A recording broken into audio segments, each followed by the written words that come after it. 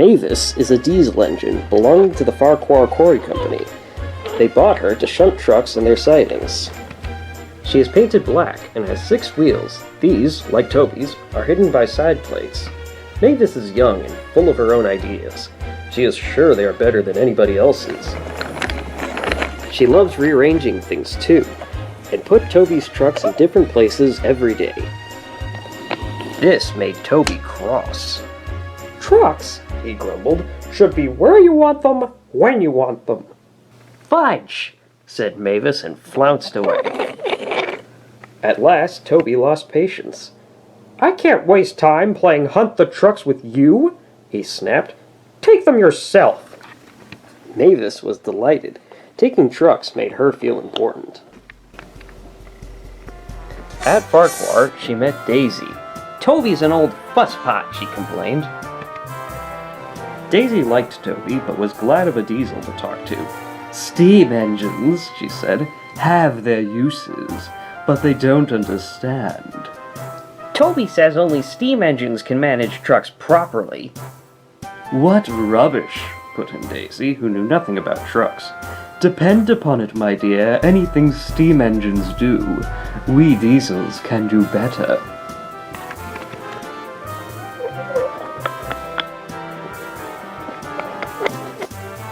Toby's line crosses the main road behind Farquhar Station, and for a short way, follows a farm lane. The rails here are buried in earth and ashes, almost to their tops. In wet weather, animals, carts, and tractors make the lane muddy and slippery. Frost makes the mud rock hard. It swells it too, preventing engine wheels from gripping the rails properly.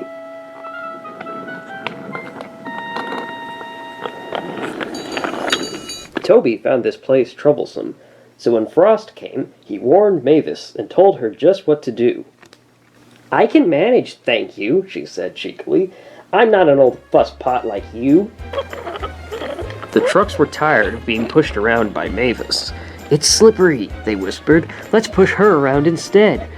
On, they yelled. But Mavis had heard about Percy and took no chances. She took them carefully down to the lane and stopped at the level crossing. Her second man halted the traffic, while the guard unpinned the wagon brakes. "One in the headlamp for fusspot Toby," she chortled. She looked forward to having a good giggle about it with Daisy. But Mavis had stopped in the wrong place. In frosty weather, Toby stops before reaching the lane, but Mavis had given the trucks the chance they wanted. Hold back, they giggled. "Grr up," ordered Mavis.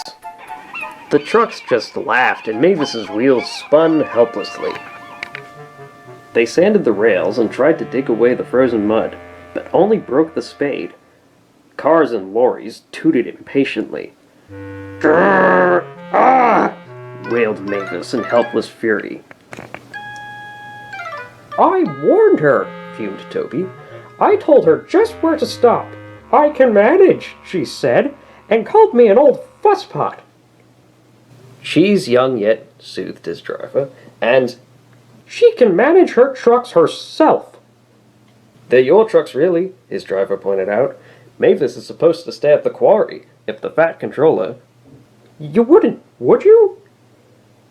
"Of course not. But," his driver went on, "if we don't help clear the line, he'll soon know all about it. And so shall we." Yes," said Toby thoughtfully. An angry farmer was telling Mavis just what she could do with her train. Toby buffered up. "Having trouble, Mavis? I am surprised." "Grrr," said Mavis. With much puffing and wheel slip, Toby pushed the trucks back. Mavis hardly helped at all.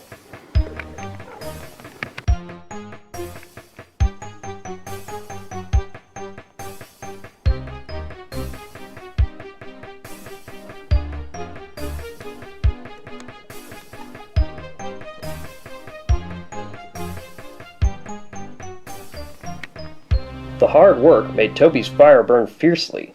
He then reversed, stopping at intervals while his firemen spread hot cinders to melt the frozen mud. Goodbye, called Toby. You'll manage now, I expect. Mavis didn't answer. She took her trucks to the yard and scuttled home to the quarry as quickly as she could.